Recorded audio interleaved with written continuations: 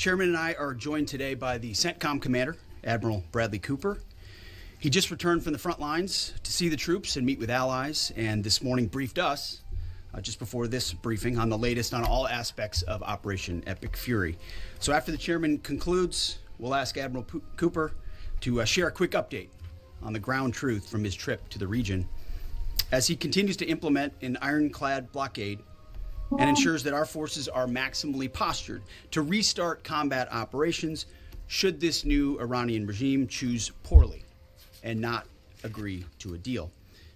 And that is what we urge this morning, that this new Iranian regime choose wisely, which is where we'll start with a message to Iran's military leadership, to the KH leadership and IRGC leadership.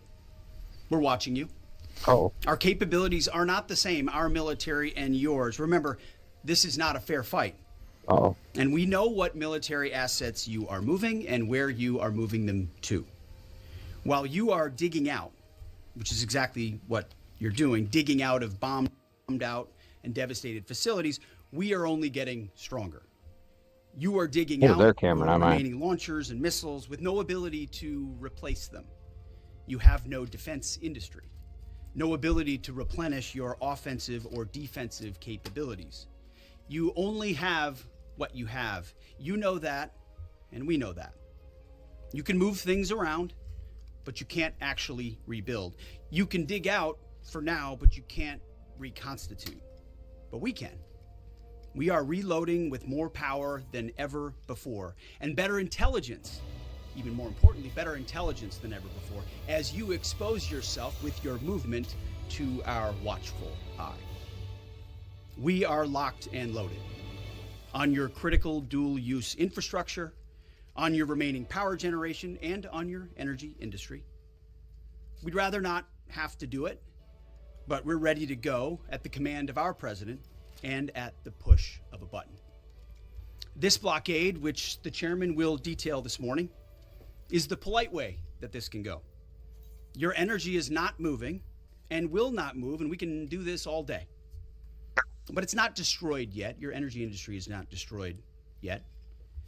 You like to say publicly, Iran, that you control the Strait of Hormuz, but you don't have a navy or real domain awareness.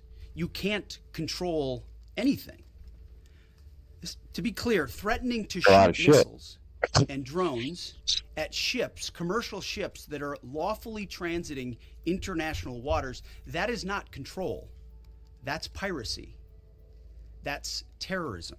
The United States Navy controls the traffic going in and out of the strait because we have real assets and real capabilities. And we're doing this blockade, performing it with less than 10% of America's naval power. The math is clear. We're using 10% of the world's most powerful navy, and you have 0% of your navy. That's real control, and we have a long track record of dealing with pirates and terrorists. But there is an alternative. As our negotiators have said, you, Iran, can choose a prosperous future, a golden bridge, and we hope that you do for the people of Iran. In the meantime, and for as long as it takes, we will maintain this blockade, successful blockade. But if Iran chooses poorly, then they will have a blockade and bombs dropping on infrastructure, power, and energy.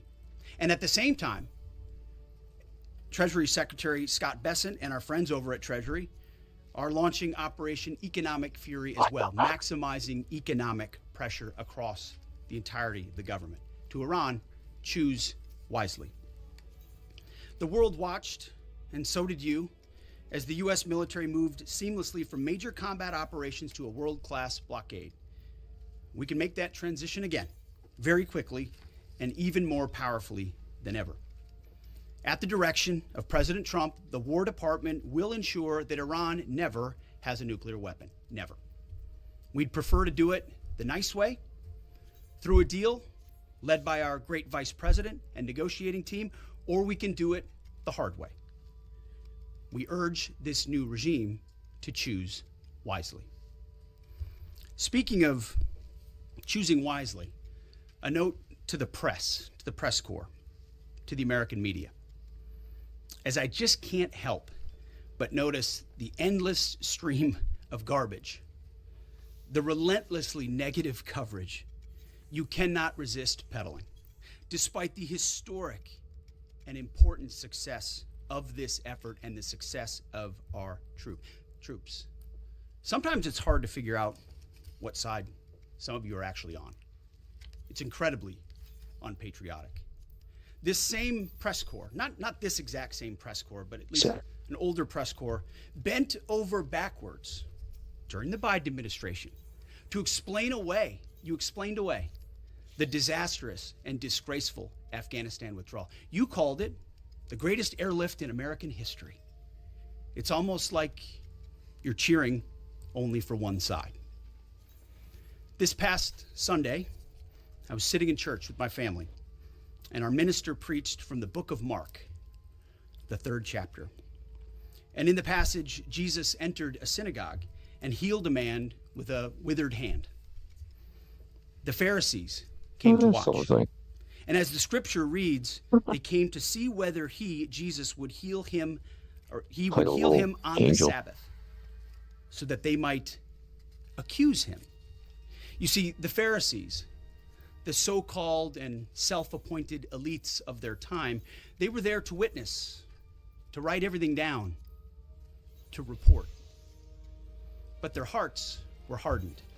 Even though they witnessed a literal miracle, it didn't matter. They were only there to explain away the goodness in pursuit of their agenda.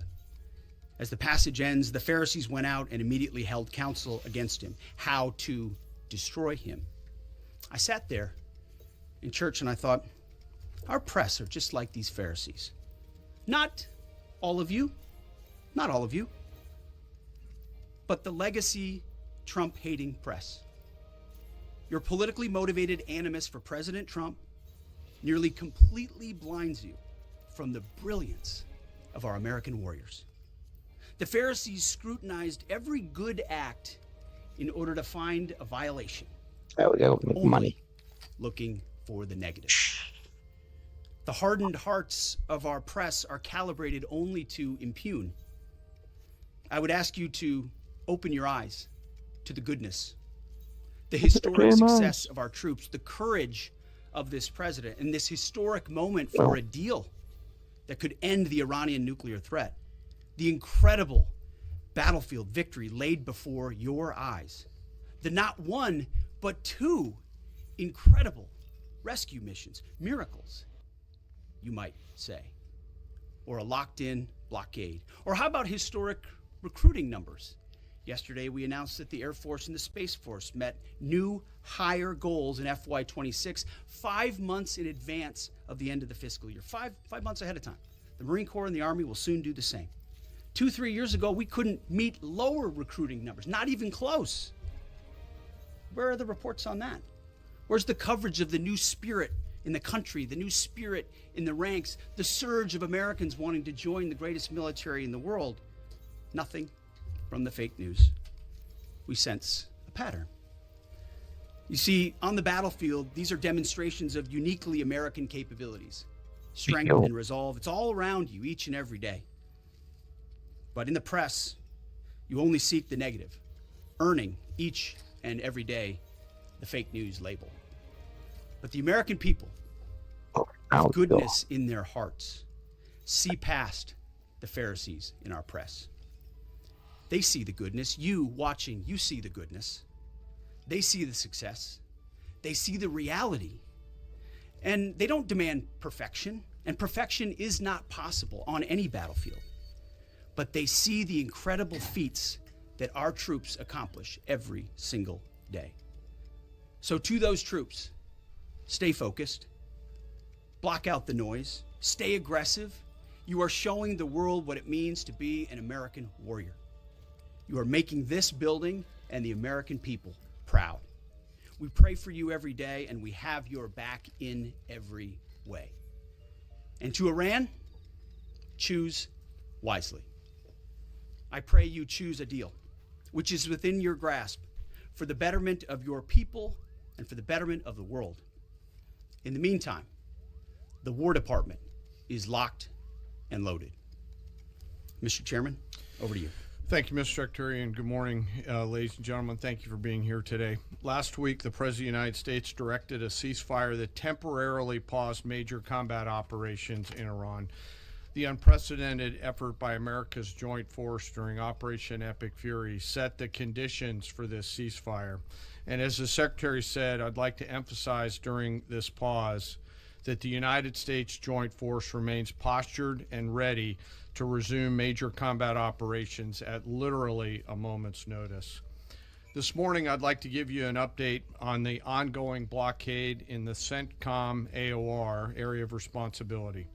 On Monday, 13 April at 10 a.m. Eastern Standard Time, at the direction of the President, America's joint force began implementing a blockade against Iran under the leadership of Admiral Cooper and the team at CENTCOM. Let me be clear, this blockade applies to all ships, regardless of nationality, heading into or from Iranian ports. The U.S. action is a blockade of Iran's ports and coastline, not a blockade of the Strait of Hormuz. Enforcement will occur inside Iran's territorial seas and in international waters. In addition to this blockade, So it's just everybody, joint or force just through Iran, not operations and everybody. activities in other areas of responsibility, like the Pacific area of responsibility under the command of Admiral Paparo, will actively pursue any Iranian-flagged vessel or any vessel attempting to provide material support to Iran. This includes dark fleet vessels carrying Iranian oil. As most of you know, dark fleet vessels are those illicit or illegal ships evading international regulations, sanctions, or insurance requirements. More than 10,000 sailors, Marines, and airmen, over a dozen ships and dozens of aircraft are executing this mission. And let me walk you through this operation a little bit. Please go to the first slide. First to the graphic. This is taken before the blockade began. North is up. You can see the blockade line here in the center of the graphic, denoted by the red dashed line. This map is a pull from our common operating picture that we use to allow commanders and key leaders to see what is happening in near real time. We just grabbed screen grabs to highlight the actions and activities. What is not shown is how incredibly congested this area is and the incredible work that our sailors are doing to ensure that they can work in and around an incredibly busy water space. What is also not depicted here is the massive force of fighters, intelligence aircraft, helicopters, and other embarked forces, to include aerial refueling tankers that are up overhead this blockade area. You'll note that U.S. forces are in blue, Iranian ships are in red, and as we started this blockade, there were 7 ships of interest that were of concern for U.S. Central Command. Through a variety of intelligence tools and with the assistance of the Office of Naval Intelligence and other intelligence agencies, the force began to hunt for potential interdictors at 10 a.m. Eastern Standard Time. Next slide, please. It's now 12:40 Eastern Daylight Time, 2 hours and 40 minutes into the blockade, as attempted blockade runners attempt to hop the line. U.S. forces began to commit. Out in front of them was a range of intelligence, surveillance, reconnaissance, and tactical assets. And immediately these runners began to see, sense, and feel America's combat power compressing upon them. The lead ship, normally a destroyer as depicted here, along with air power off of the USS Abraham Lincoln Strike Group, began to move towards those ships. At each point, the United States Navy will transmit a warning A young sailor, normally on the bridge of one of those destroyers, a junior officer, picks up that mic and transmits, and I quote, "Do not attempt to breach the blockade. Vessels will be boarded for interdiction and seizure transiting to or from Iranian ports. Turn around or prepare to be boarded. If you do not comply with this blockade, we will use force." And as this message is being transmitted, as I mentioned earlier, those ship masters can literally see, sense, and feel the pressure around them. It's a finely tuned machine, rehearsed multiple times, and executed now 13 times since the blockade has begun. Next slide, please. We're now 24 hours plus into the blockade. You can see the turning around of multiple ships, 12 of which stayed inside the blockade line, one of which not depicted off to the eastern side, turned around before even attempting it.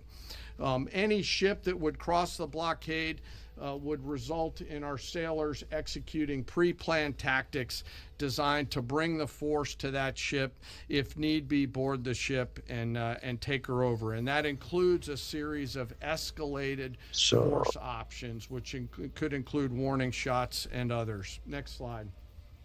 The final graphic shows taken at 11:20 p.m. the night of 14 April. You can see that the captains of all these ships have made the wise decision not to move, transit, or run this blockade. As I mentioned, so far 13 ships have made the wise choice of turning around. And as we continue to hold this blockade at the order of the Secretary and the President, any vessel that compares to comply with our instructions will be dealt with accordingly. As of this morning, U.S. Central Command has not been required to board any particular ships. And I'll remind you that we are also conducting similar maritime interdiction actions and activities in the Pacific AOR against those ships that left that area before we began the blockade. Yes. Before I turn it over to Admiral Cooper, I want to talk briefly today about the men and women enforcing the blockade, America's sailors and Marines, and today particularly our destroyer and surface forces. When we talk about an American destroyer, it's important that you and the American people understand their capabilities. An Arleigh Burke-class destroyer are the backbone of the United States Navy surface fleet. Over 500 feet long, they displace 9,000 tons, and it is the sports car of the United States Navy. From the keel to the mast, they stand nearly 10 stories tall, and their 4 gas turbine engines can drive the ship at 30-plus knots. These ships are armed to the teeth with surface-to-air missiles, land attack cruise missiles, anti-ship missiles, anti-submarine rockets, torpedoes, 5-inch naval guns, multiple electronic warfare systems, embarked helicopters, extending the reach and capability of each and every one of these destroyers. But far and away, the most important weapon on board these ships is the American sailor. Over 300 warfighters are the heart and soul of these warships. At sea, sometimes for months, and these ships out in the CENTCOM AOR have been out there for months. They operate around the clock in a constant state of readiness, always delivering for our joint force. It's hot in the engine room. The engineering team keeps the lights on and the ship powered and able to respond to the orders from the bridge. On that bridge, our sailors maintain a constant watch, maneuvering the ship tactically and safely through always congested water space. And there is a lot out there. It is like driving a sports car through a supermarket parking lot on a payday weekend with thousands of kids in that parking lot as you attempt to maneuver through there to get to that ship that would attempt to run that blockade. Down in the Combat Information Center, the CIC, the Tactical Warfare Center of the ship, that is where the decisions are made. As threats appear, these young sailors are making real-time decisions on how to identify these threats and handle them, and they always deliver. These ships are run by the youngest sailors in our surface warfare Navy. The helmsman, the sailor on the watch at the bridge, is normally just between 18 to 19 years old, and they are trusted to drive this warship through that supermarket parking lot without hitting anything. The conning officer, an equally young commissioned officer who's normally just a kids few driving years out of in college, warships. What? is the ones that are giving that young helmsman the orders on where to take that American warship to execute the mission that the Secretary and the President has given us. Good man, but you just like These are scared incredibly half the nation doing that. well-trained sailors. They are led by incredible leaders, salty, experienced leaders, and trusted with deep responsibility. And I'm so humbled and proud of America's Navy. These sailors choose to take the road less traveled to go into the historic surface Navy, and they deliver every single day. Finally, as I often do, I want to highlight one of those surface sailors today and remember our fallen. Today we remember Ensign Robert Thompson of the U.S. Laffey, who died on this day in 1945 in the Battle of Okinawa. He was killed while fighting a fire along with 31 others as 2 Japanese kamikaze aircraft hit their ship. He passed away 1 week after his 22nd birthday and was posthumously awarded the Navy Cross. We remember Ensign Thompson today and all of our World War II vets who continue to give us the gift of a great example. And those surface warfare sailors who are out there doing the job right now take the courage, grit, and determination that those World War II vets gave us into these actions and activities that they're tasked to do every single day. So now I'd like to turn it over to Admiral Cooper to give us a readout of his recent trip to the region. Well, good morning, and Mr. Secretary, thank you for the kind invitation, and Chairman, great to join you. It's a real honor to be here representing the more than 50,000 American service members deployed throughout the Middle East today, supporting operations. And it's great to have the opportunity to highlight the tremendous efforts our warfighters operating forward and the important partnerships with regional allies that continue to thrive. In fact, yesterday I returned from my second trip to the Middle East in the past 15 days. 2 very different visits, one during our offensive operations against Iran, and the second in this most recent trip during the ongoing ceasefire. Very different. During both of my recent trips, I visited with our troops who were deployed across the region in more than 70 different locations, in a distance that largely spans between Florida and Arizona. I've long believed that every success that we have starts and ends with our people, and boy does this shine through brightly. During these visits, I had the privilege of personally recognizing more than 100 servicemen and women for their extraordinary valor, their courage, and their initiative under fire and delivering fire. And every time I interact with these young men and women downrange, I am deeply inspired by their courage, their resilience, and their unwavering commitment. The stories are remarkable. In many cases, you've seen this play out over TV. Fighter pilots who took out Iranian missile launchers in the moments prior to their launch against Americans and our partners, and who hit key military targets in and around Tehran on the attack more than 13,000 times. I met with some of the teams that helped to bring our F-15 airmen home safely from Iran and heard first-person accounts of the stories. Absolute heroes.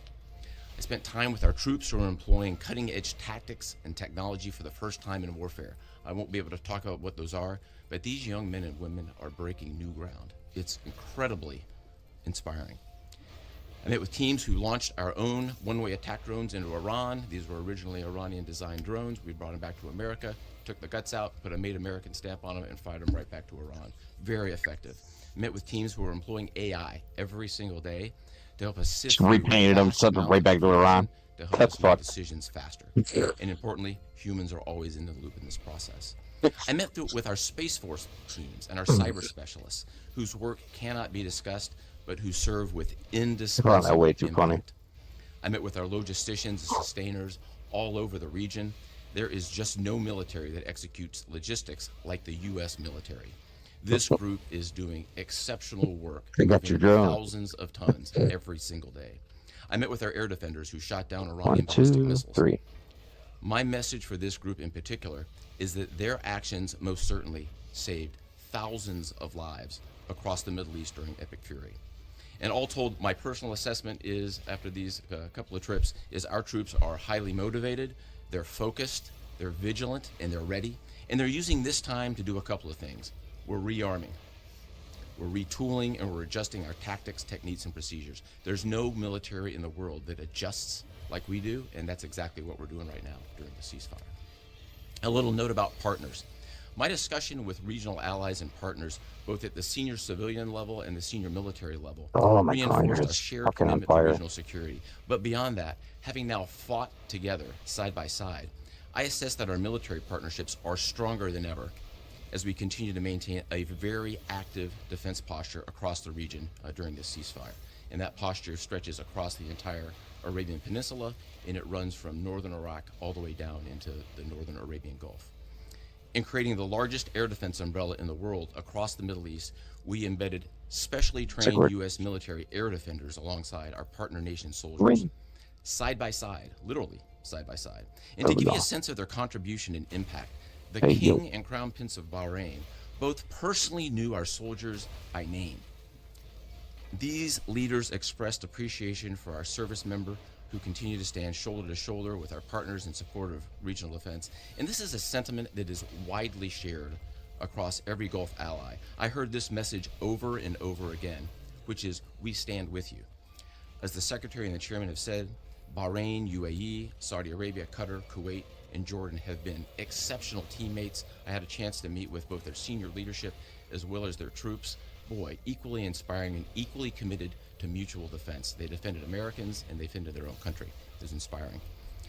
And there's been no better teammate than Israel.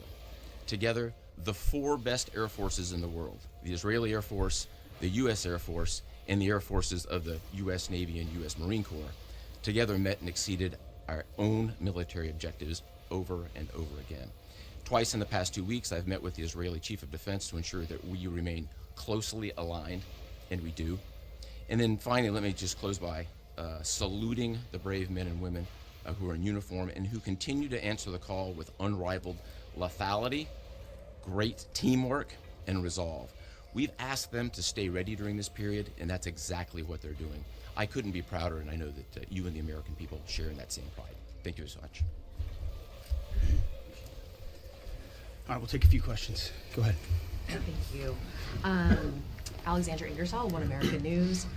How is the Iranians' decimated command and control affecting the ceasefire at this juncture? Ergo, how are we enforcing a ceasefire with an enemy who has virtually no command and control? And then one other question about the Houthis being, have the Houthis been an issue in the Straits of Hormuz and the Bab al-Mandab Strait at the Red Sea, or are we tracking that militarily? Appreciate that. On the ceasefire front, it's right. Their command and control capabilities are highly degraded. So their ability to talk, see, sense is at the worst it's ever been. But their motivation to want to stay in the ceasefire is very high because they understand that a violation of that ceasefire means a commencement, once again, of Admiral Cooper's forces, which went very poorly for them. So they have a high incentive to maintain that ceasefire, even though they can't talk and organize as well as they'd like to. And then as far as the Houthis, thus far, they have stayed out of it, which, of course, we think is a good decision by them, and I think is a reflection of the fact that over a year ago in Operation Rough Rider, we had an ongoing and intense campaign that demonstrated American capabilities, which has them tricked me, you bastard. hesitating to want to do something on that strait, which I think would be a poor choice. Right here. Good morning, Mr. Secretary, gentlemen. David Zier, Real America's Voice. As commercial shipping ramps up, you know, there was 130 ships a day going through that. As that happens, ships have to anchor up, right, and wait to pass through the narrow strait. Is there any progress with an international force to phase out U.S. military-led escorts or other? You son of a bitch. Is anyone stepping up to do that? It's a great question. They should be. There's a lot of talk, and what we've seen in this conflict from allies, and there's a lot of talk, except for the ones that were mentioned by Admiral Cooper in the region who've been phenomenal. Other allies have talked a lot and haven't done anything. And as the president has pointed out, this is a waterway that Right now, American go commerce forward. doesn't use all that much. We don't rely Oh, on the you energy did the thing coming again. out of the Strait of Hormuz, but Asia does, and Europe does, and large parts of the rest of the world do. And so their ability to muster a collective defense or a clearing of the straits would be a wonderful thing. And we hear and see the talk about it, but when shots were fired and those countries were needed the most, they weren't there. They weren't in the strait. They weren't alongside us. Their leaders weren't rallying what they have of their navies. If they decide after CENTCOM does the heavy lifting, which again, they should be able to do. We should live in a world where other countries can defend waterways, not just the United States Navy. Should that conclude, which we believe it will, then we would welcome other countries coming in after the fact. But you can't live in a world in perpetuity, and this is a message to the rest of the world and our allies, where you just rely on America to continually do the heavy lifting. Oh, Iran might get a nuclear bomb. Who's going to do something about it? America. And America only. Other allies need to invest in their capabilities so they can project power and do basic tasks like clearing a strait. So we're not counting on it, but it would be wonderful to see Power. if it ever Well. materialized. Yes. Got holes in the wall now. Thank you all for your time. I have a couple It's like it's a questions. dead end. I know you said a few weeks ago that Iran's supreme leader was wounded and disfigured. Do you have an update on whether he's even alive at this point? And then another question for you. Iranian embassy accounts are sharing Yeah, do we even AI know if he's video of alive? Jesus Christ kind of bloodily killing President Donald Trump.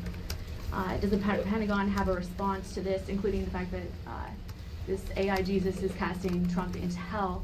And then finally, for Why do you Admiral even Cruiser, care? could you speak to us about the morale of the American service members Fucking that you're AI. seeing in the Middle East? I think Americans are really interested in what their experiences and testimonies are like.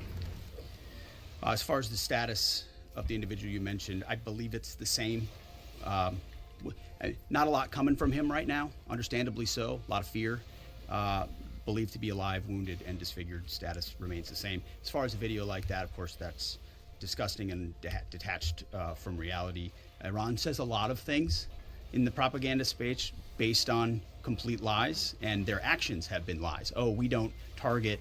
We see missiles going into civilian facilities and hotels in the Gulf states, and they say we only target military targets. As you watch drones and missiles go into, so they are going to misrepresent, lie, spin in a multitude of ways, which we are quite used to. Ultimately, Dragons. they need to come to the table and make a deal. And I'll hand it over to Admiral Cooper for this. Yeah, I would just reiterate my previous comment. Morale is very high. And anyone in the military can take about 2 seconds to figure out what morale looks like by meeting around it with the people. And it is crystal clear. These are motivated young men and women. I had the wonderful privilege of writing a letter early on in the operation to the team forward. And I told them this was going to be a mission of extreme consequence. And serving at a time where you are making a difference, consequential, as the Secretary and the Chairman have described over and over again, is incredibly and deeply meaningful. And I think that's the key part of the drive, as well as being great teammates across the board. It's a privilege to watch. Jerry. Thank you. Jerry Dunleavy with Just the News. I have a couple of questions. First is some critics of the Trump administration policy, including former NCTC Director Joe Kent, have attempted to claim that the Trump administration's policy of zero enrichment for the Iranians is not actually President Trump's policy, but was foisted upon him by the Israelis. Looking back, doing a bit of a refresher for myself, I saw that zero enrichment was the Trump State Department's policy in the first admin. What are you doing? As someone who, unlike the individual you referenced, is in the presence of the president nearly every day and has been inside every single key meeting that has happened surrounding the idea of Operation Epic Fury, not a single thing has been foisted upon the President of the United States. President Trump makes his own decisions about the interests of this country and defending our interests, and then working with allies and partners, in this case, Israel, who's got a lot of will and a lot of capabilities, which we're grateful for. Nothing gets foisted on President Trump. So those people who are not in those meetings who like to say things about that are just flat wrong. One for Admiral Cooper, if that's Sure. okay. Thank you, sir, and thank you for being here.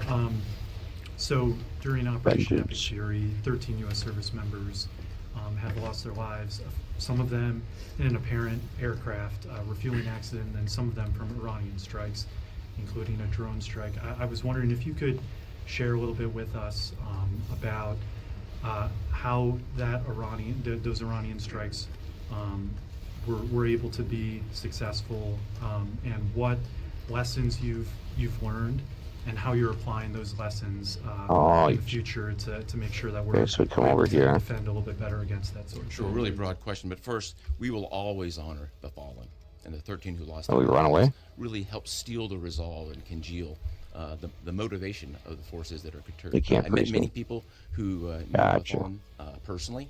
I met many who were reported as wounded and are back. 90% of those who have been wounded have been back to duty. It gives you a sense of purpose and motivation. We have collected dozens, if not hundreds, of lessons learned. And as we sit here right now, the Joint Force across the board is taking them and very tactically applying them right now, right here, right now. If I think about a football analogy, if it's halftime or between the third and fourth quarter, great teams are always adjusting, and we are certainly a great team, and that's what we're doing right now, taking the lessons and applying them in a meaningful way. What those are, I'm not going to talk about.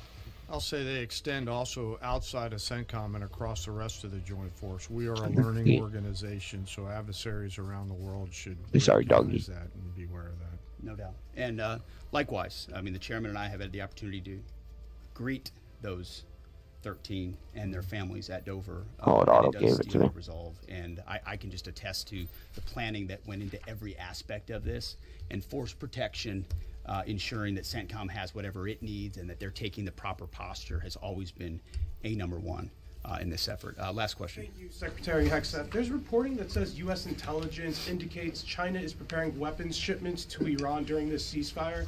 What's your reaction? Are these reports accurate, and what would be the consequences I for already the said Chinese they're if they done. move forward with these shipments? Well, as you know, President Trump has a very strong and direct relationship with President Xi, and they've communicated on that, and China has assured us that that indeed is not going to happen. And, Yeah, they already said in the they spirit of the meeting they'll have weren't doing next it. month. Thank you very much. Appreciate it. Thank They you. reported that on this morning or yesterday. That's a dude from Tim Pool. I recognize his voice.